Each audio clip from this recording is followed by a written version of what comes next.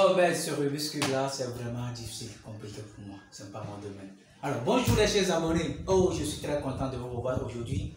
Si quelqu'un connaît comment résoudre ce problème, il n'a qu'à me partager les astuces en commentaire. Parce que moi ça fait plus d'une semaine que moi je le fais, j'ai tellement de soucis avec. Donc partagez-moi les astuces pour que je puisse le faire via la prochaine vidéo. Alors aujourd'hui nous allons parler d'un thème très simple qui est pourquoi les gens créent leur structure mornée. C'est-à-dire créer des structures mornées, vivantes, qui n'est pas vivant et viable. Pourquoi? Donc nous allons apprendre 4 choses qui sont très importantes que nous devons savoir. Premièrement, c'est qu'ils ne font pas de tests pour confirmer leur idée. La majorité des gens se mettent dans leur chambre et disent non, je détiens l'idée du siècle. Oui, c'est bon, ça va marcher. Et des fois, ils vont chez les bailleurs de fonds pour prendre de l'argent, ils prêtent de l'argent, tout ça, vous voyez. Mais c'est un peu difficile. Surtout quand on veut partir à zéro, bien on veut partir d'une idée très simple. Il faut premièrement que l'idée soit testée.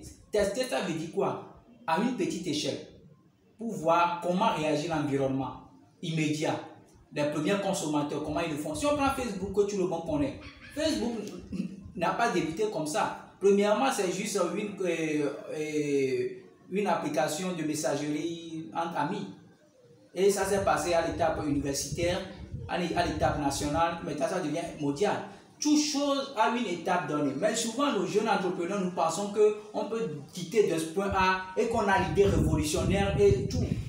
Mais je peux partager mes idées avec vous, mais du moment où vous n'avez jamais testé ça, c'est très compliqué. Maintenant, vous avez votre idée.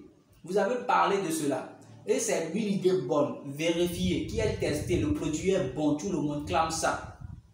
Alors, c'est bon aussi, il y a une petite chose que je devais vous dire. C'est quoi? Il y a des gens qui font les tests, des enquêtes pour voir si l'idée est vivante et viable.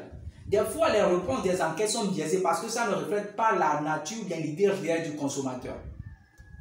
Pour ce faire, malgré les tests ou bien les enquêtes qu'on a fait, il faut toujours expérimenter. On a maintenant actuellement le Covid et on a des vaccins. Pourquoi ces vaccins sont acceptés, d'autres ne sont pas acceptés? Parce que ça dépend du nombre de tests qui a été effectué. Quand un vaccin n'a pas fait beaucoup, on n'a pas fait beaucoup de tests d'accréditation, c'est un peu difficile qu'on le teste maintenant sur les êtres humains parce qu'on voit que les êtres humains sont plus importants, que leur vie est plus chère.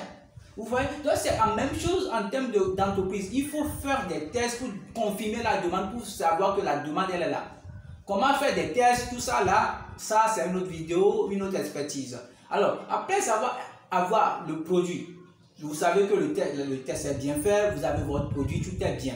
Maintenant, il faut aller sur le pays dans lequel vous voulez faire votre exercice, c'est-à-dire implanter votre entreprise, premièrement connaître la fiscalité. Par exemple, au Togo, il y a des entreprises qui créent et adoptent des régimes qui ne sont même pas adaptés à leur secteur d'activité. Vous voyez, informez-vous sur le régime fiscal que vous devez avoir dans tel pays, en fonction de votre activité et en fonction de votre vision. La deuxième chose, c'est la loi. La loi. Quelle est la loi en vigueur dans votre pays qui gouverne la création d'une entreprise? C'est très important. Et aussi, voyez l'espace dans lequel vous êtes. Est-ce que vous êtes dans l'ORADA? Est-ce que c'est anglo-saxon?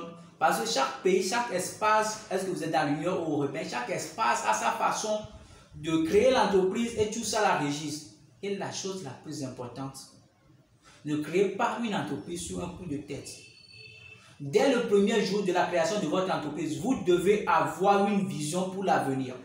Votre entreprise, vous devez dire que votre entreprise doit vivre pendant 5 ans, 10 ans, 15 ans.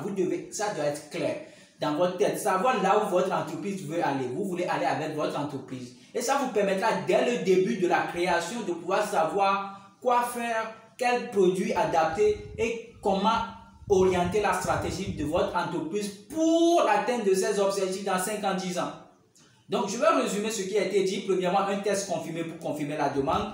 Connaître la fiscalité du pays ou bien dans l'espace dans lequel vous êtes. Connaître la loi qui régisse l'entreprise, c'est-à-dire le statut juridique que vous voulez avoir, comment les avantages, les inconvénients de tel pays par rapport à tel pays, pourquoi il faut créer son entreprise dans tel pays et pas dans tel pays. et avoir une vision à long terme pour son entreprise.